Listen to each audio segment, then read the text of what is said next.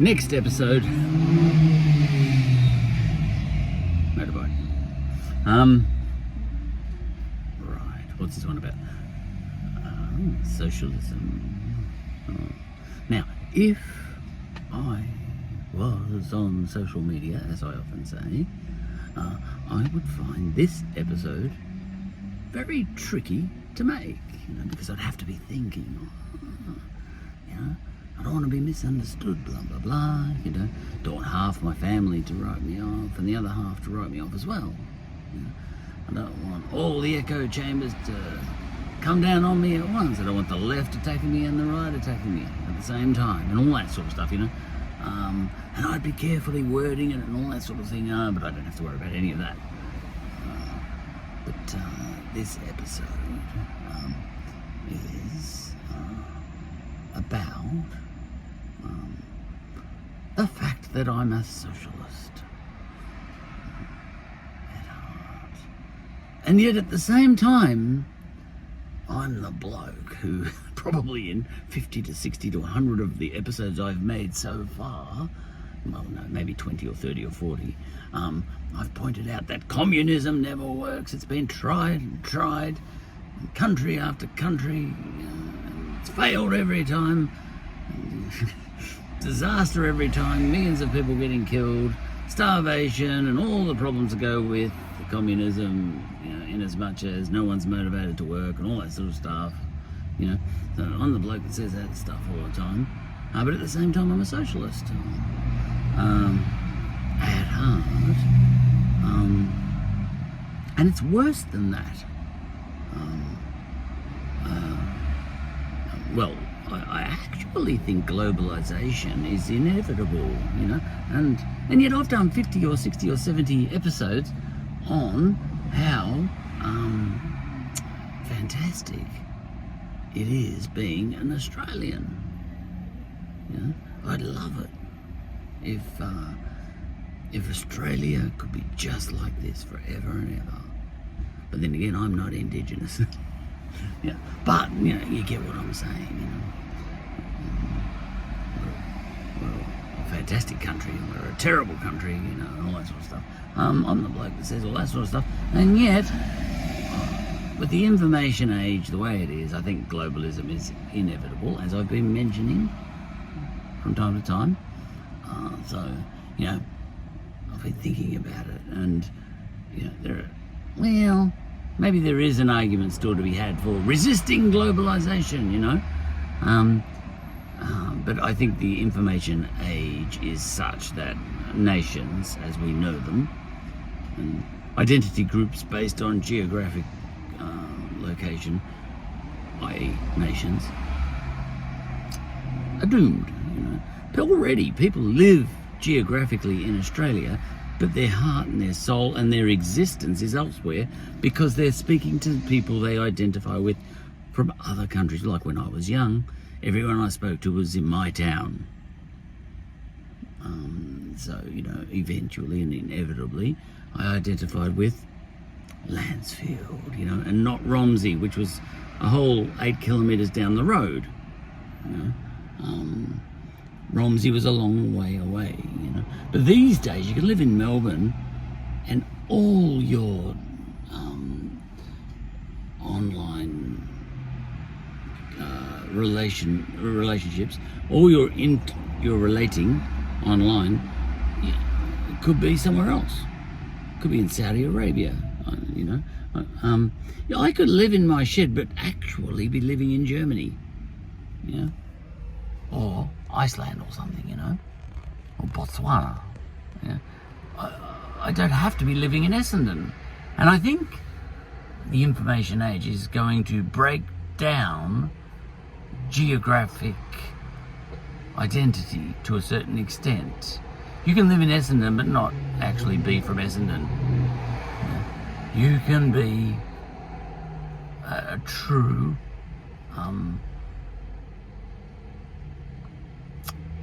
Botswanan, and living in Essendon, but you're actually somewhere else, especially in coronavirus. I mean, to what extent, in what way am I in Essendon anyway? You are wherever you relating to people. And if all your online relationships are somewhere else in another country, and you're not really relating to anyone in your own suburb, where are you? You're overseas. So the fact that you're geographically in Australia doesn't matter. I think globalisation is inevitable, and it's not a case of, we need to resist globalisation, the people for globalisation versus the people against globalisation. It's coming anyway. So what sort of globalisation do you want, And nations, identity groups might be whoever you identify with, wherever they are in the world. But having said that, I'm a capitalist, Look, I'm a big fan of all the things, all the products of the Enlightenment, and the French Revolution and the English Revolution and even the American Revolution and the Australian. We didn't quite have one, so to speak. Well, we had the English Revolution because that's where we come from. Now, so all the products of the revolutions and the Enlightenment and everything else, and all the products of all the stuff we've learned from the other cultures that have spread around the globe as well. You could say, I come from a tradition that produced Isaac Newton, all that sort of stuff. But then Isaac Newton said, I think he said himself, that he stood on the shoulders of giants. And some of those giants whose shoulders he stood on were from other places, and most notably Greece, but also from Persia and Babylon and India, these other places where things like algebra came from and all that sort of stuff, which, and which made it possible for him to do calculus, create calculus. And, but also he needed the Greeks too to create calculus. But I think I like the way that Australia, for example, is something of a product of many great things that came out of the Enlightenment, and many bad things too. I'm glad I'm not Indigenous. And to that extent, like Australia is a socialist country. We've got universal health care.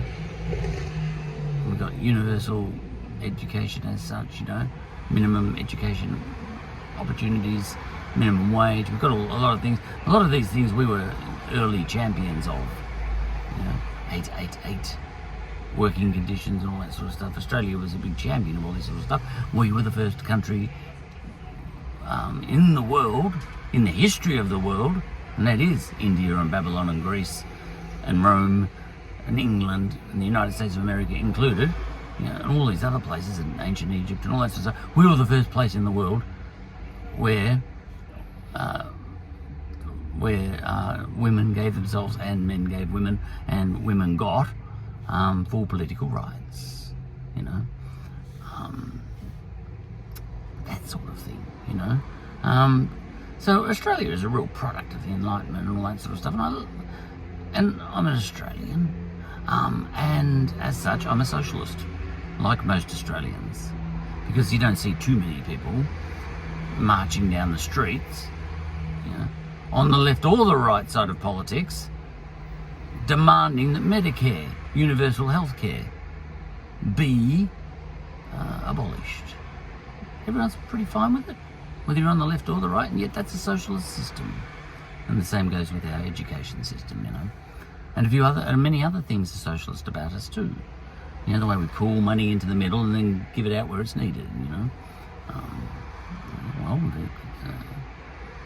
So people, especially when it comes to health and education, I think very few people have got a problem with the fact that Australia is so socialist when it comes to that. And we're so capitalist too, in other ways. Now, capitalism was a wonderful product of the Enlightenment, and even, related things, things that are related to capitalism, like socialism, and, insurance, the very idea of insurance.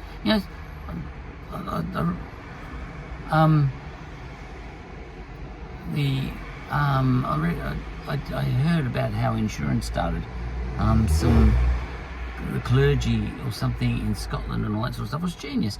Capitalism, and insurance, the concept of insurance, and capitalism is a way where the society can have a tenth of the money it kind of has. You can leverage a country up to be 10 times more productive than it would be than if you didn't have capitalism. It's an absolute magical, amazing system. And socialism is amazing too. Where the idea of pooling money into the middle, and then making sure that that every child in Australia has a decent education. And that if you get cancer, you'll get amazing treatment. This is the sort of stuff Obama was trying to put in America, and he was not even trying to be as socialist as us. And there were people in America on the conservative side saying, "Oh, Obama's trying to be a damn socialist." But I think he was trying to be less socialist than the right-wingers in Australia are. The Liberal Party here. Our conservative, our right wing, our Liberal Party has a version of Obamacare which it supports, which is more socialist than Obamacare. And you've got conservatives in America, especially on YouTube and everything, saying, if Obamacare, that is total socialism. But it wasn't. It was less socialist than Australia, and Australia isn't even socialist, and Australia is socialist. It's a bit of each. It's capitalist. It's a bastard of a country if you're Indigenous, for example. But that's not what this episode's about. I've had episodes about that. I'm actually a Black Lives Matter supporter. I reviewed my values on Black Lives Matter via a series of episodes. A series of episodes on Adam Goods, who was a player much admired by me in all sorts of ways. Champion bloke. And I really talked my way through the Adam Goods saga, if you know about it. And at the end of that, I said, you know what, I'm with him. And the Black Lives Matter movement too, I talked to myself, I discussed it with myself. I got right through the Black Lives Matter thing, and I said, I get it, you're right. Yeah, I'm Black Lives Matter too. I thought it was stupid when I first heard it. It's like Me Too movement, I thought. Because I was thinking life of Brian. When we had all the blokes on the cross, and and the Romans came out, we're looking for Jesus, and Brian was there on the cross, if you've seen Life of Brian, and we want to take Jesus down, he's going to be released, Oh, no, we're going to let Brian go, because Brian was up on the cross, near Jesus. Jesus was on the cross too. This other bloke, Brian, was also on another cross, And we want to release Brian. Who's Brian? And someone said, I'm Brian. And basically everyone else on all the other crosses was saying, me too, me too, me too. And when I first heard about the Me Too movement, I thought it was that sort of thing, where someone made an allegation or something, and everyone else started saying, me too, me too, me too. But then I realised, oh no, it means the opposite. You really have to keep up. You just have to stay awake. Because I thought it was a faulty brand name, Me Too, for a while, because usually when everyone is saying Me Too, it means not Me Too. It means they're falsely claiming it happened to Me Too. But anyway, look, I've been educated on Me Too as well, and I'm with the Me Too people too. But the Black Lives Matter, that sounded dumb to me too, but I talked my way through it via a series of episodes. This is a situation where someone will listen to the first episode and say, oh, he doesn't believe in Black Lives Matter. Sack him, because he's got his face there. We can sack him now, but I did a series of episodes, and by the end, last episode, I was saying I'm all for Black Lives Matter. You know, the way I worked that out for myself was I likened it to when you're on a rifle range. You know, I finally twigged what they were getting at, because it makes no sense in a mathematical way. Black Lives Matter, you know, because all lives do matter, I suppose. But what they were saying is there are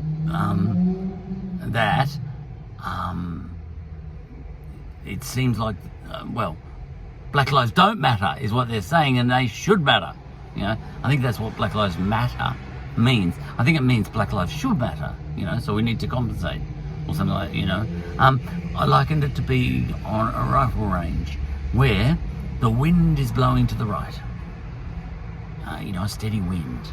So now you want to get things just right and hit the target right in the middle. But do you aim for the middle in order to get to the middle? No, you aim left. And, you know, politically and socially, we need to aim a little bit left. Usually, almost always, we need to aim a little bit left to go dead on, you know. You don't aim right if the wind's already blowing right, you know. Now, if the wind's blowing left, of course you aim right, you know. Depends on the situation. All right. But Black Lives Matter is definitely something where, and you know, as far as I'm concerned, the wind has been blowing right, so you got to aim left. Women in Parliament and women's wages in executive positions and all that sort of stuff, and in general, that's another one where the wind's blowing in the direction of males, because the males, see, we like to think of ourselves as a meritocracy, you know, but for a long time males have been making the rules as to what constitutes merit. And you can write rules there that favour yourself. You know, you can. I could write rules that say this job is suitable for people who it is meritorious if you can commit to never having babies physically, you know, never having time off to go to a hospital to have babies, you know. Now that's a meritocracy, but it's not fair. See, a meritocracy doesn't have to be fair, because that disadvantages women immediately, you know. So people say, "Oh, meritocracy is a good thing," you know, and in the same way that women can be disadvantaged unfairly in a meritocracy, so can people from other cultures be disadvantaged if, for example, people of British extraction write all the rules about, you know, what constitutes merit. You know, what constitutes merit might be the ability to speak with perfect grammar in English, you know, for a job that doesn't require that. For example, coding, software coding, which is what I do. You don't need to know English per se, not much, to code. In fact, the structures of software, you know, when you're writing code, is Hungarian. If it's anything, it's backwards, you know. Object-oriented language, you know, you say the object and then what you're going to do with it, you know. All right. So, I don't know what I'm talking about. I really don't. I'm waiting for something. Something's cooking in that joint behind me with the flashing light. I think I was talking about Black Lives Matter then. And yes, I ended up thinking, yep, I get it. It's just like women, you know, we need to artificially alter things to get more women into Parliament. That seems obvious to me, because the merit-based system we've got is rigged. Rigged. You know, and in the same way, society is rigged in favour of, you know, well, this is what white privilege is all about, isn't it? It really is. It's actually meritorious to be white. But that one is subtle. No, it's not even that subtle. It wouldn't be hard for me. It wouldn't be hard for me to put that argument up. Okay. I think the easiest one is hair. Women's hair. Yeah, an executive-looking appearance for women is not frizzy hair. So you might say it's meritorious for you to present in a corporate way if you want to go for a corporate job. And that means nice, flat hair. That's rigged. That one's an old one. But it's true. And this is why when people say, oh, we believe in a meritocracy, but a meritocracy can easily be not fair. So I'm into Black Lives Matter because what that's saying is if you're on a rifle range and the wind is blowing right, you have to overcompensate, and knowing that the wind's blowing right, you have to compensate so that the bullet or the arrow or whatever swings around and hits the middle. So what you would do there is you would artificially alter things so that more men and women who naturally have frizzy hair have a chance of getting into corporate jobs in a system where it really isn't seen as a really good corporate look, having a big frizzy hair thing going on, Whereas if the Enlightenment had taken off in Africa, it would have been the opposite, but it isn't. See? So we would have been arguing, because frizzy hair would have been the best corporate look, and we would have been asking for White Lives Matter. Why not? If the tables were turned, and it could have happened easily. It's just chance and luck that on this occasion Europe had the big jump on the rest of the world. At other times, olive people have had the big jump, and dark-skinned people have had the big jump on other occasions too, in the distant past.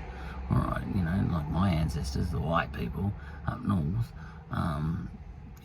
There was a time when everyone from India right across to Egypt, they were all the elites, and we white people were rock scratchers. Well, not quite, but not far off compared to those guys. All the Greeks and the Romans, all those olives and browns and things like that, and the Egyptians and all that sort of stuff. And there have been times, everyone has their moment in the sun. Now, but anyway, you know what I'm getting at. Anyway, I became a Black Lives Matter supporter because I saw that, and I said, oh, hang on, if there's an artificial disadvantage against people with frizzy hair, then we have to artificially give those people a leg up. And in that sense, what you're doing is you're aiming left. You're putting in systems in place to give them an unfair advantage over people with slick hair, in order for it to be equal again. It sounds weird, but it's true. So I became, I talked to myself, I talked my way through it via a number of episodes, and I said, and frizzy hair is just one. That's just that's scratching the surface. There's other things too besides frizzy hair, of course. There's a lot of things relating not just to frizzy hair, but to actually skin colour. Okay. Now, so it would be a difficult thing if I was on social media coming out and saying that I'm a socialist in this way. Well, I think I've got to go in. I think my thing's ready. Because people would misunderstand and say, oh, don't you know that socialism has failed every time it's been tried? And I say, yeah, I know that. I've made 40 episodes, I've made 50 episodes about that. Look, I've got to go. You know where I was driving with this? I'm a socialist. I'm proud, like most Australians, on the left and the right. But I haven't got time to go into that too much right now. See ya.